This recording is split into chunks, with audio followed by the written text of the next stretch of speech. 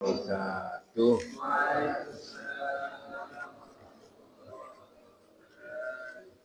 Wali salamati dinina wa dunyana wa ukhrana binniyatid du'a wal qabul bijahi rasul wa ala niyatina wa ala niyatikum wa likulli niyatin sholihah walikulli niyatin, ibu-ibu, bapak-bapak yang sudah amal sodako untuk masjid Nurul Hikmah, mulai yang amal uang, tenaga, pikiran, kerja bakti, usung-usung, kora-kora, resik-resik, sedawoyo.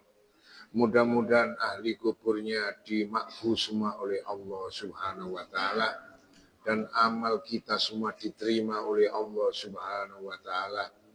Minal muslimina wal muslimat wal mu'minina wal mu'minat lana walahumul Fatihah. A'udzu billahi minasy syaithanir rajim.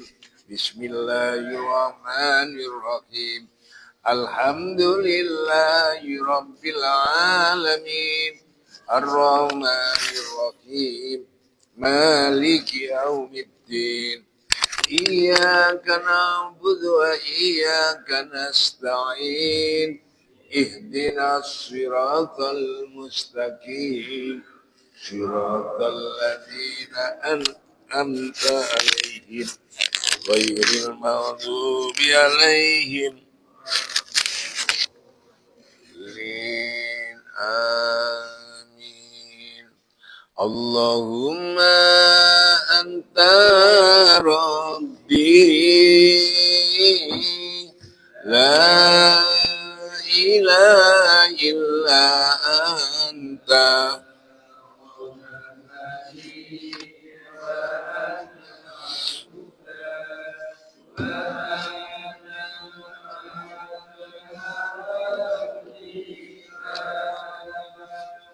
wa wadika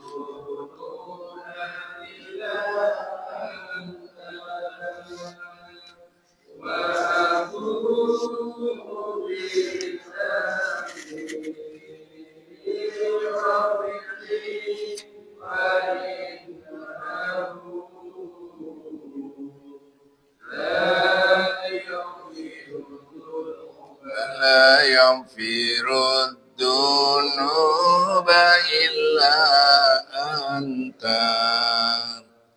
Allahumma anta rabbi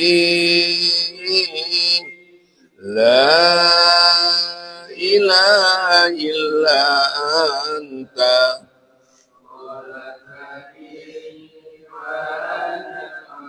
a'udzu bika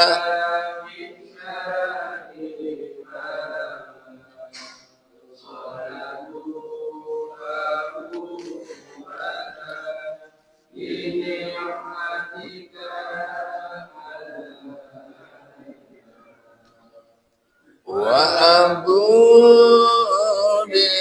dzambi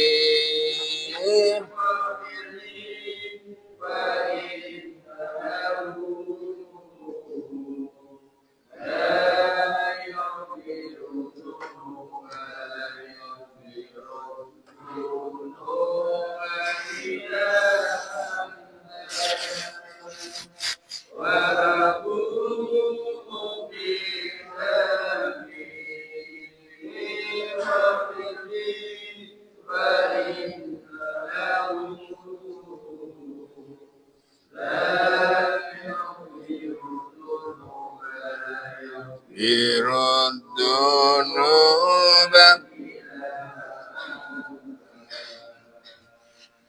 Allahumma salli wa sallim wa barik alaihi wa alihi wa sahbihi.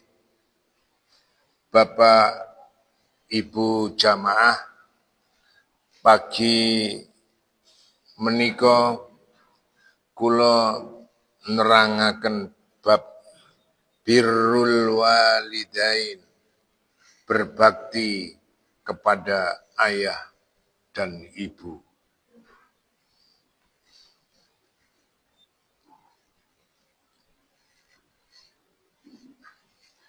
Wa qadha rabbuka alla ta'budu illa iyyahu wa bil walidaini ihsana imma yablughanna indakal kibara ahaduhuma aw kilahuma fala taqul lahuma uffi wala tanharhuma wa qul lahuma qaulan karima. Wa qadha rabbuka, Tuhanmu telah memerintahkan, Allah wa qadha rabbuka alla ta'budu illa iyyahu. Hidup di dunia jangan menyembah kepada siapa saja kecuali illa iyyah, kecuali kepadanya Allah. Wa bil walidaini ihsana, dan jangan lupa setelah kau menyembah Allah, hendaknya kau berbuat baik, berbakti kepada kedua orang tua. Kalau orang tua sudah sepuh, jangan sekali-sekali kau membentak, berkata kasar, menghardik, melainkan perintahnya Allah. Wa kullahuma qaulan karima, berbuat baiklah, berkata-katalah, bertutur katalah dengan perkataan yang lembut, yang bijaksana. Perintahnya Allah di dalam Al-Quran itu yang gandeng dengan perintah yang lain adalah sembahlah Allah, kemudian jangan sampai lupa berbuat baik kepada orang tua. Wa qadha rabbuka alla ta'budu illa iyyah. Sembahlah Allah, dan perintah selanjutnya gandeng, hendaknya kau berbuat baik kepada orang tua. Wonten kisah cerita, ada dulu pemuda yang sangat hormat kepada orang tua. Pemuda ini tidak pernah bertemu Nabi semasa hidupnya. Namanya Uwais Al-Qarni. Uwais Al-Qarni itu pemuda dari Yaman, pinggiran Yaman, adoh teko Madinah nang Mekah adoh. Ibunya sakit karena usianya sudah sepuh. Suatu ketika ibunya itu kepingin naik haji sama Uwais Al-Qarni. diantarkan pergi naik haji. Lah Yaman Madinah niku juarake waduh. Saiki ana pesawat sak jam teko. Lek zamane Kanjeng Nabi belum ada pesawat. Lunga haji itu sekitar 2 bulan perjalanannya. Waduh, saya membayangkan pada saat itu Uwais Al-Qarni mengantarkan ibunya naik haji. Padahal ibunya sudah stroke. Mantun ngoten didampingi terus sampai selesai melaksanakan ibadah haji pulang. Setelah pulang, Uwais Al-Qarni ini pamit sama ibunya. Kula kepingin kepanggih Rasulullah, Bu. Kula kepingin ketemu Nabi Muhammad. Karena sudah Islam, tetapi tidak pernah bertemu Nabi. Itu bukan kategori sahabat. Sahabat winginanipun kula cerita, no? Yang namanya sahabat itu satu kriterianya, patokannya orang yang pernah hidup zaman Nabi. Dua, pernah bertemu Nabi. Tiga, dia mau masuk Islam. Hidup zaman Nabi, pernah bertemu Nabi, masuk Islam. Itu sahabat.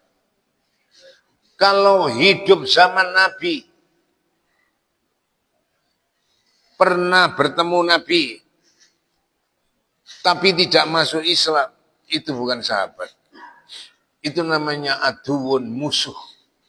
Musuh dalam Islam. Lah Uwais Al-Qarni ini pemuda yang masuk Islam, tidak pernah bertemu Nabi. Pamit sama ibunya, Bu, kula tak tenggene Madinah. Pada waktu itu Rasul di Madinah. Kula tak salaman. Kula kepingin ketemu Rasulullah. Ibunya mengizinkan. Uwais, gak apa-apa nak, lek kon kepingin ketemu Nabi. Pergilah ke sana. Jangan lama-lama, ibu sakit. Gak sing rumat. Nggih, kula mantun ketemu Rasulullah, saya akan secepatnya pulang. Kemudian berangkat ke Madinah, Yaman Madinah niku pun nggih sekitar sak wulan rong wulan numpak unta, zaman tercanggih pada saat itu kendaraannya onta atau kuda. Berangkat nang kota Madinah, Uwais Al-Qarni mendapatkan rumah Rasulullah. Akhirnya ketemu Ibu Aisyah. Bu Aisyah, saya Uwais Al-Qarni dari Yaman. Saya ingin bertemu Rasulullah. Karena sejak saya masuk Islam sampai sekarang, saya belum pernah berjabat tangan. Belum pernah melihat wajah Rasulullah. Saya ingin berjabat tangan, ingin melihat Rasulullah Nabiku. Katanya Bu Aisyah, Uwais, Rasulullah sedang di medan tempur berperang, belum pulang. Beberapa hari ini beliau akan pulang. Tunggulah, kalau kau ingin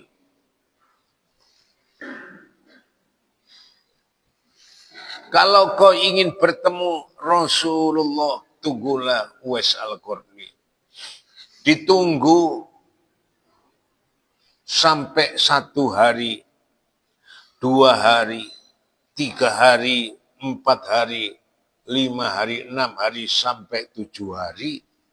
Ceritanya Rasulullah dereng kondur. Kemudian pada saat itu Uwais Al-Qarni itu ada berita dari pedagang itu menyampaikan berita mencari Uwais Al-Qarni di rumah Rasulullah. Cepatlah kau pulang, ibumu sakit keras. Karena sudah ditinggal dalam posisi sakit, lumpuh, memerlukan bantuan. Cerita nih ngoten. Akhirnya Uwais Al-Qarni itu pamit kepada Ibu Aisyah.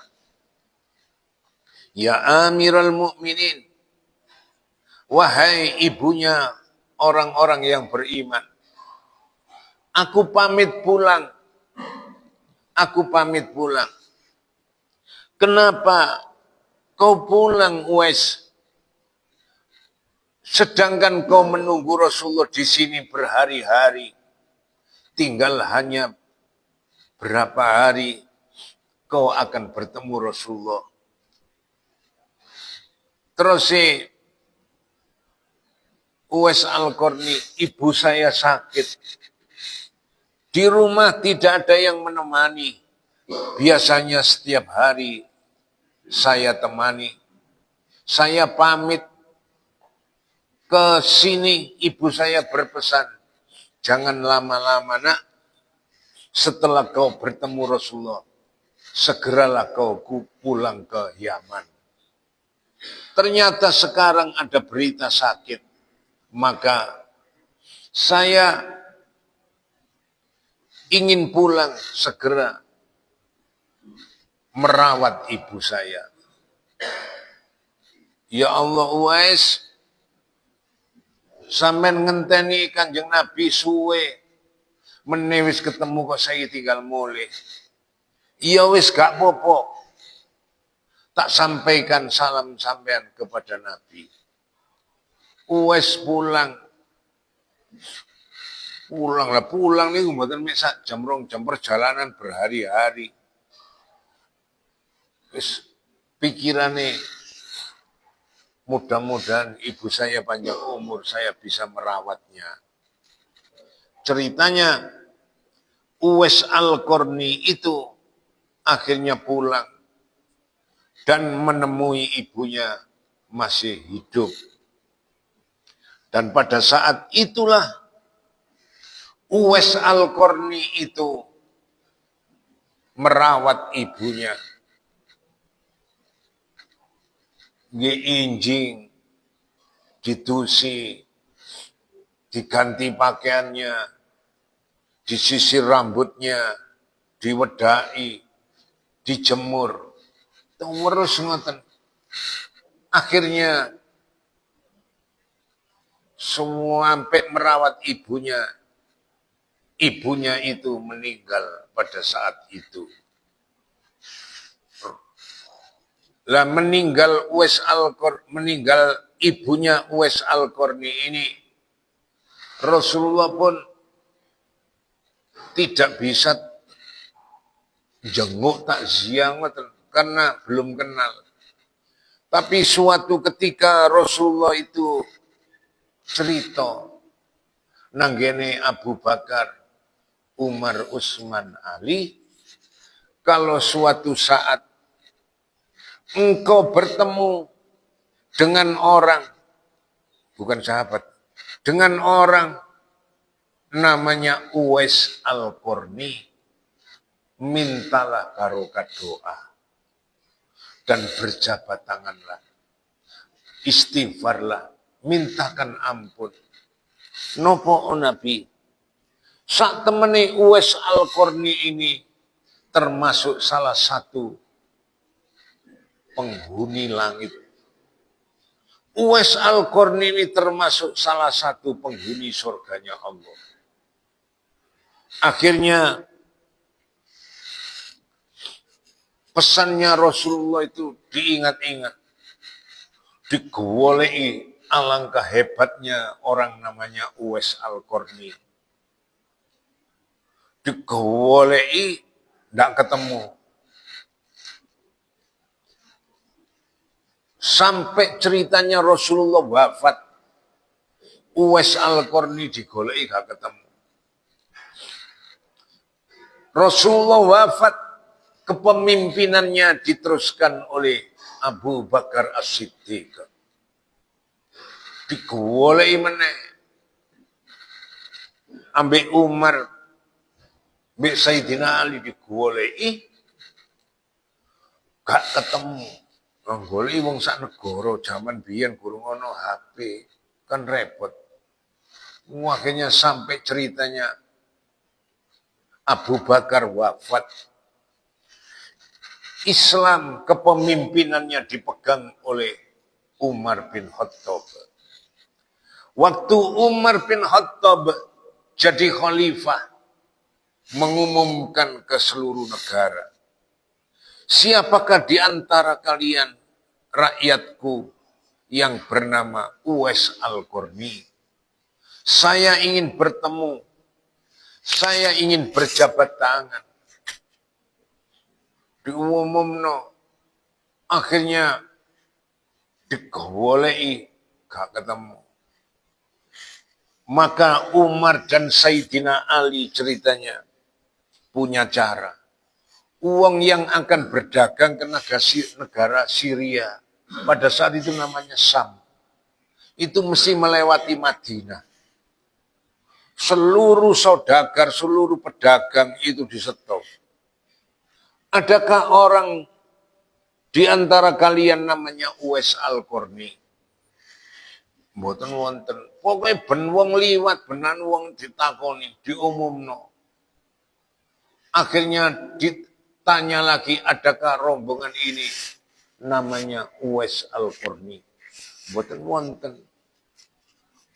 Ben wong liwat ditewakoni, rombongan pedagang ditakoni.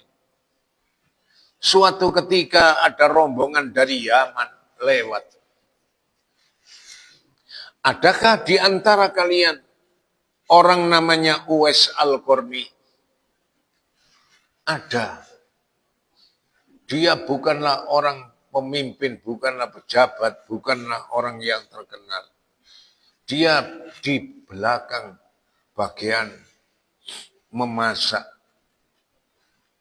Akhirnya katanya Umar dan Sayyidina Ali, gak apa-apa wis aku kepingin salaman. Digoleki pas mandek di tenda istirahat niku. Setiap tenda dibuka. Pada saat itu ada tenda yang belum dibuka. Dituju terdengar orang sholat.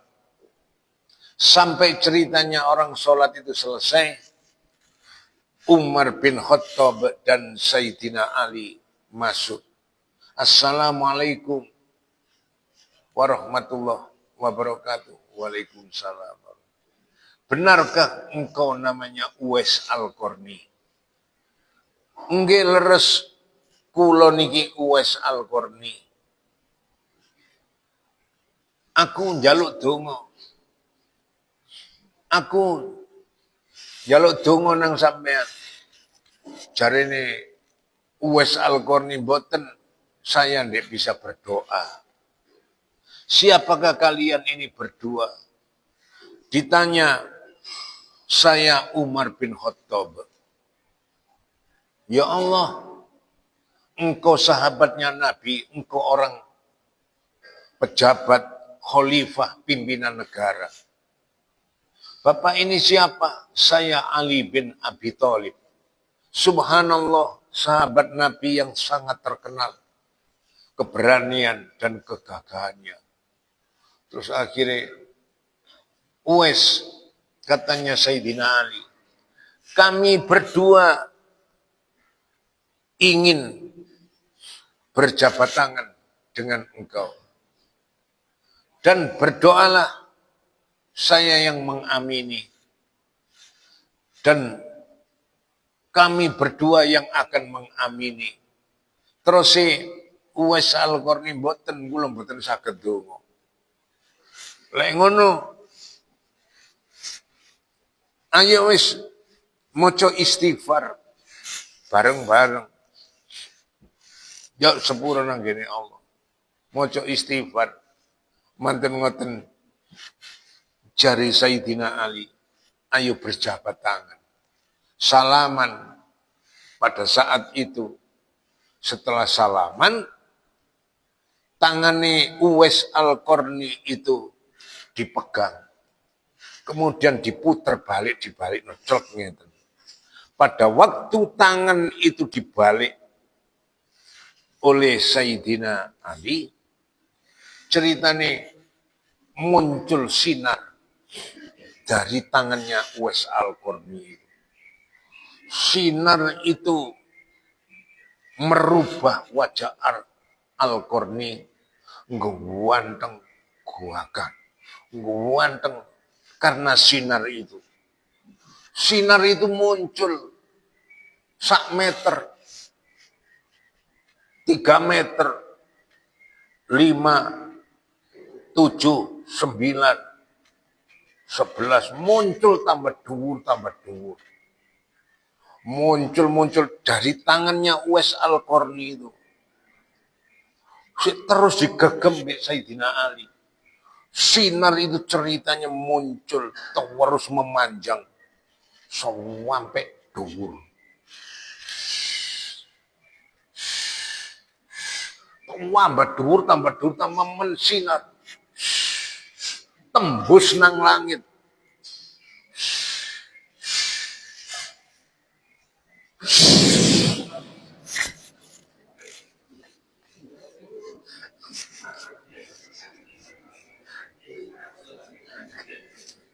Kaget.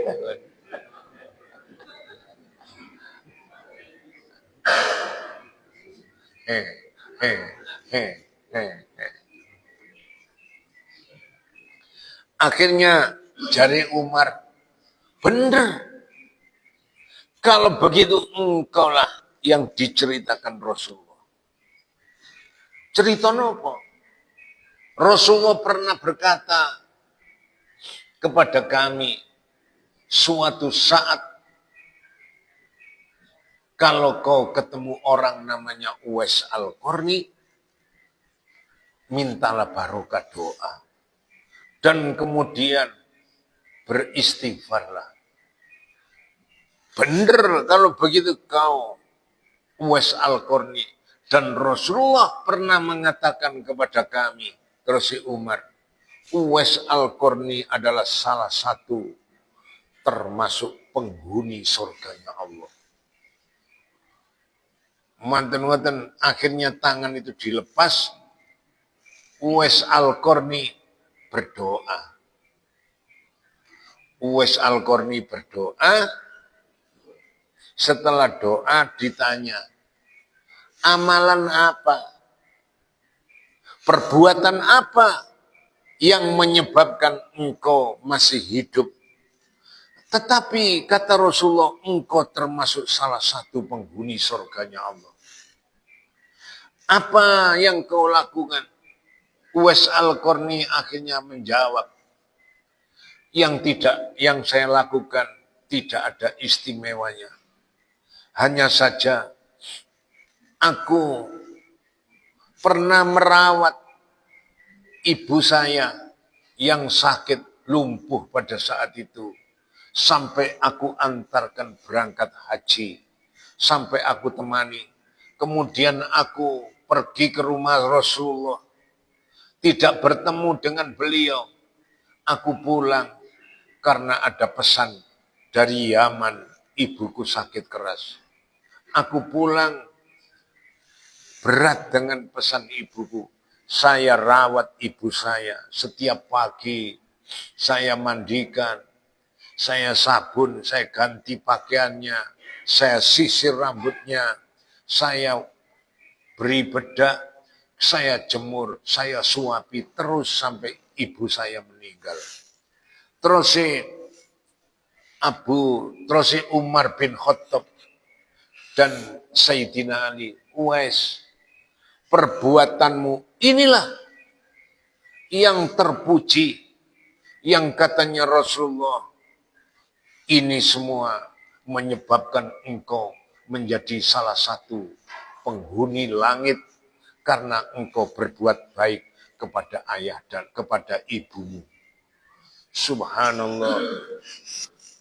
Itu kisah teladan yang pernah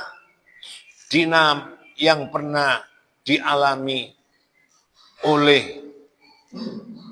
Uwais Al-Qarni yang tidak bertemu dengan Rasulullah. Tapi beliau sudah dicap oleh Kanjeng Nabi termasuk penghuni surga. Ternyata apa? Ternyata adalah orang ini masa hidupnya senantiasa berbakti, berbuat baik kepada ibunya. An Abi Hurairah radhiyallahu ja'a rajulun ila Rasulillah sallallahu alaihi wasallam faqal ya Rasulullah man ahakku bi husni sahabati qal ummuk qal summa man qala summa qal ummuka qal summa qal abuka qal ummuka summa qala abuka. Rasulullah nate duduk-duduk dengan para sahabat. Ada seorang bertanya kepada Nabi, Nabi, di dunia niku lho, tiang yang patuh, tiang yang wajib aku segani, yang wajib aku hormati, siapakah di dunia ini Nabi? Akhirnya Nabi menjawab, ibumu. Sinten malih Nabi? Ibumu. Sinten malih Nabi? Ibumu. Sinten malih Nabi? Ayahmu.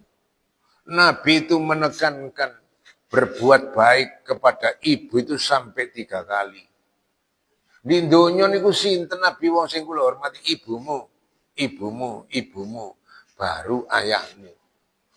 Hormat itu yang paling utama kepada ibu, baru kepada ayah. Cerita nih ngoten. Sampai Rasulullah menekankan sing dihormati utama adalah ibu. Kenapa? Karena ibu itu orang tua yang senantiasa repot ngurusi kita. Jenengan tinggal kita. Lek nih bapak kaya awake dhewe kan urusan jobo, urusan nyambut gawe. Mari ngono. Sembarang kalir kan rata-rata ditangani ibu. Mulai awake dhewe di dalam kandungan. Sampai awake dhewe lahir nang gene dunia. Itu yang 100%. 75% atau 80% yang paling repot adalah ibu. Awake dhewe di dalam kandungan ibu itu sekitar 9 bulan. Marono ibu nglairno ngono iku subhanallah ibu loro. Mari ngono sik gak ngono awake dhewe sik gurung iso apa-apa. Digendong, di mimi disuapi. Oh itu rata-rata ibu. Makanya kula cerita wong wedok iku nemen sorone ketimbang wong lanang. Wong lanang ojo kereng-kereng nang wong wedok. Karena sabdanya Nabi ibu, ibu, ibu, baru ayah. Repot lah wong wedok. Wong wedok iku saaken pawaan repot, ya pawaan jemek. Pawaan jemek ya nopo lah jenengan perhatikan dah.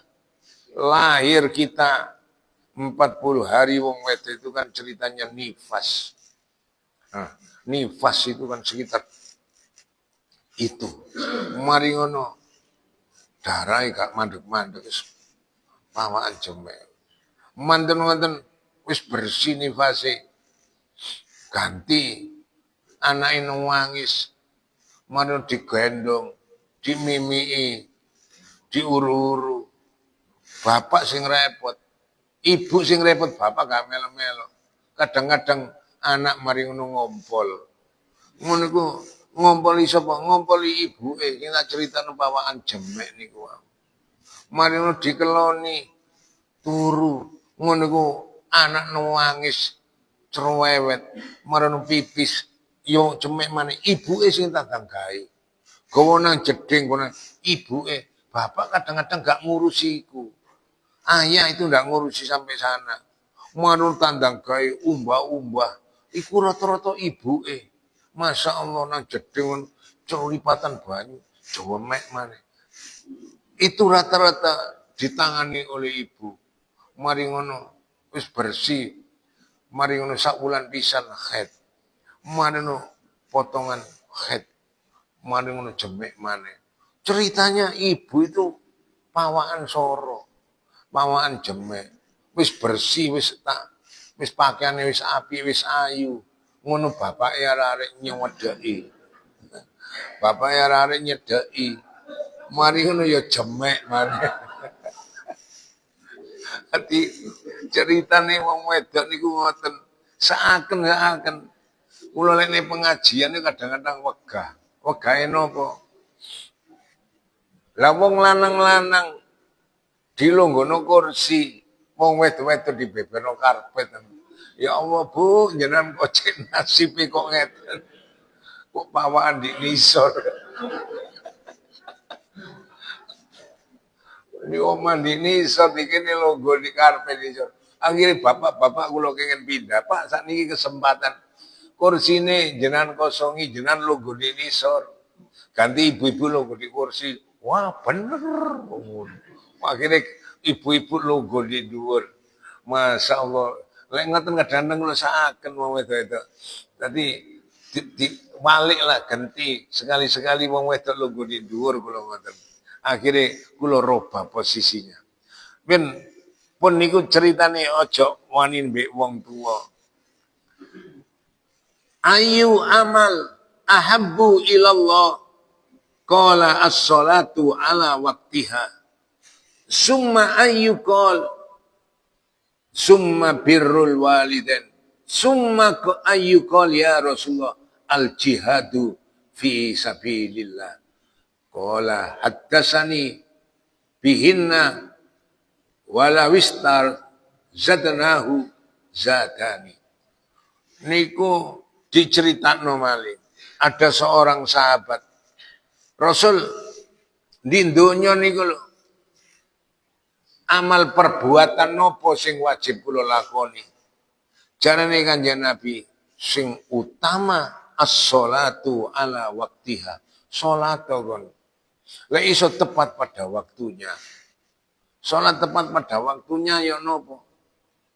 Lek iso dhuhur kerjano dhuhur, asar, maghrib, isya, subuh. Lek sing mboten tepat pada waktunya niku kan asar dikerjakan di maghrib dikerjakan di subuh semel jam 7 ke salat. Itu ndak tepat pada waktunya. Syukur-syukur salat itu fi awal waktiha. Di awal waktu. Berarti mari adzan 10 menit sekitarnya 15 menit kemudian kita sholat. Itu amal perbuatan yang terpuji di awal waktu. Hebat. Ojo sampai di luar waktu. Awal waktu. Nomor loro nopo Kanjeng Nabi? Amalan yang terpuji. Terus Kanjeng Nabi summa birrul walidain. Sing apik nang kene wong tuwa. Summa qol mantun ngoten napa Rasul al jihadu fi sabilillah, berperang di jalan Allah. Itu amalan yang terpuji. Berarti amalan terpuji nomor 1 salat tepat pada waktunya. Nomor loro sing hormat nang kene wong tuwa. Wong tuwa niku sinten?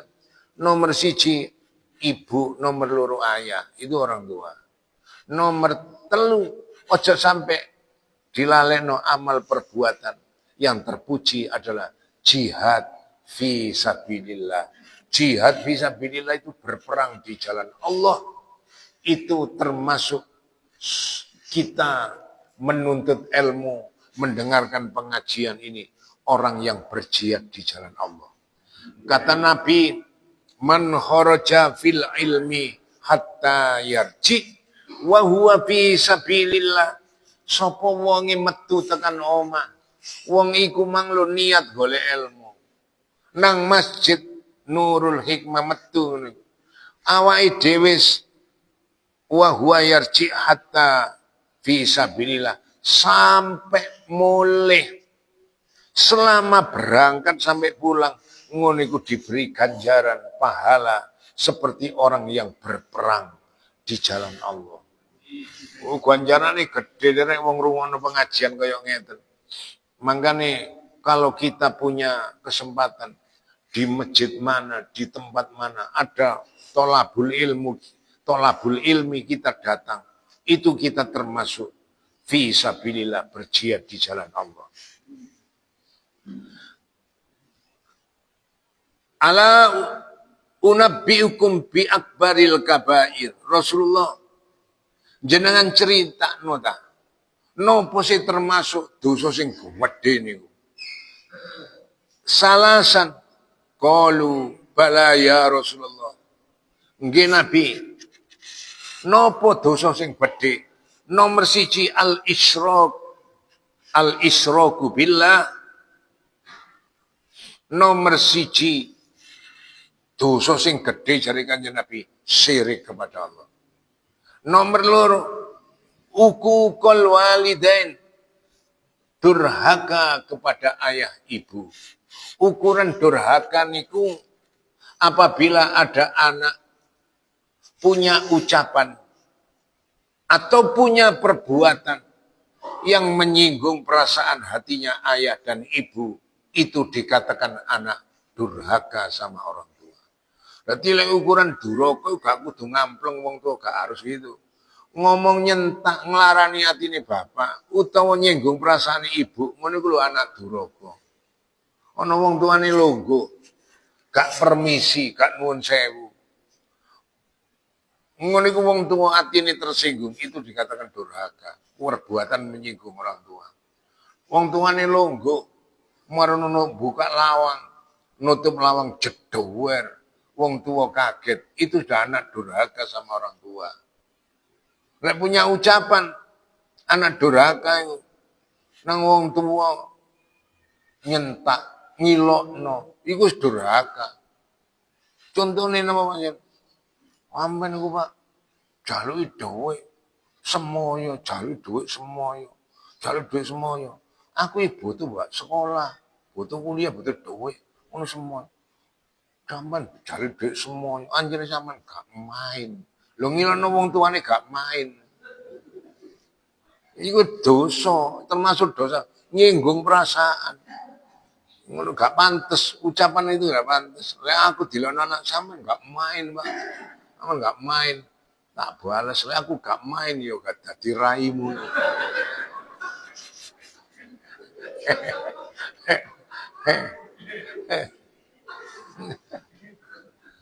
Lah ini kan dosa tak.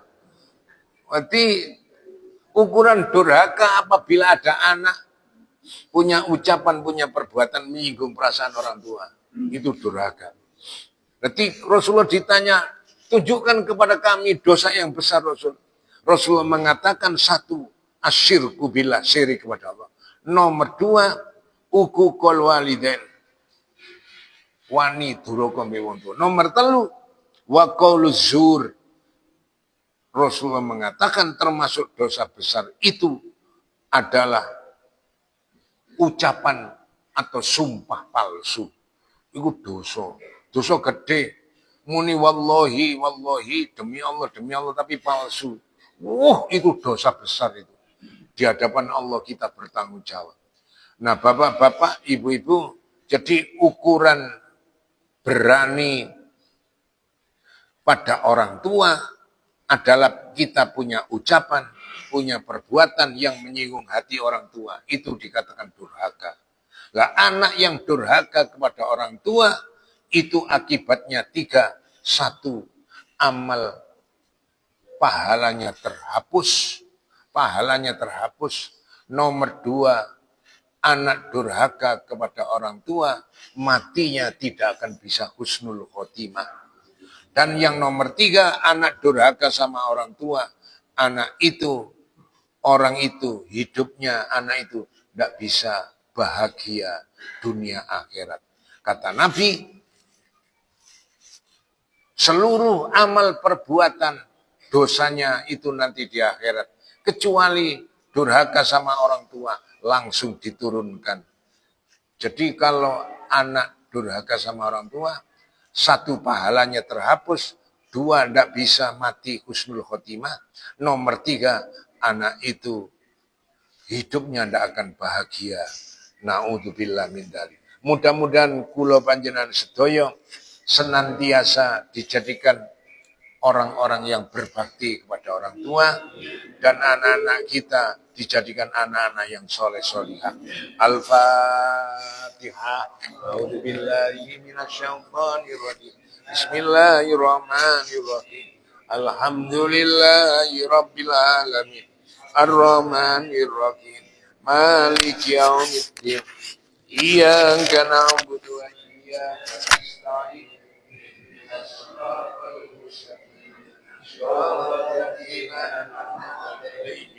غير المغضوب عليهم ولا الضالين. أعوذ بالله من الشيطان الرجيم. بسم الله الرحمن الرحيم. الحمد لله رب العالمين. اللهم صل على سيدنا محمد وعلى آل سيدنا محمد والحمد لله رب العالمين. حمدا للشاكرين حمدا للنائبين حمدا يوافي نعمه ويكفي مجيده. يا ربنا لك الحمد كما ينبغي لجلالك وعظمتك سلطانك. اللهم صل على سيدنا محمد صلاة تنجينا بها من الآفات والآفات وتقضينا بها من جميع الحاجات وتطهرنا بها من جميع الشيئات وترفعنا بها عندك على الدرجات وتبلغنا بها عز وجل بجميع الخير في حالة وقتنا.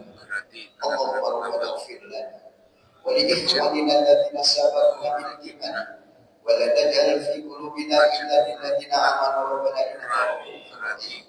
اللهم ربنا إننا آمنا فاغفر لنا ذنوبنا وقنا عذاب النار. ربي أوزعني أن أشكر نعمتك التي أنعمت علينا وعلى والدينا ونعمل صالحا ترضاه إني تبت إليك ومن المسلمين. اللهم إنا نسألك السلامة في الدين وعافية في الجسد وزيادة في العلم وبركة في الرزق وطعمة قبل الموت ورحمة عند الموت ومغفرة بعد الموت. اللهم هون علينا في سكرات الموت والنجاة من المعرفة عند الخشب. ربنا وعاتنا ما وعدنا على رسلك ولا تخزنا يوم القيامة إنك لا تخلف الميعاد. اللهم أعنا على ذكرك وشكرك وحسن عبادتك. اللهم اهدنا الصراط المستقيم صراط الأنبياء والمرسلين وصراط الأولياء والمتقين وصراط العلماء والصالحين. اللهم اغفر لي ولوالدي وارحمهما كما ربونا صغارا ولجميع المسلمين والمسلمات والمؤمنين والمؤمنات الأحياء والأموات. ربنا هب لنا من أزواجنا وذريتنا قرة أعين واجعلنا متقين إماما. ربنا ظلمنا أنفسنا وإن لم تغفر لنا وترحمنا لنكونن من الخاسرين. ربنا آتنا في الدنيا حسنة وفي الآخرة حسنة وقنا عذاب النار. وصلى الله على سيدنا محمد وعلى آله وصحبه وسلم. الحمد لله رب العالمين.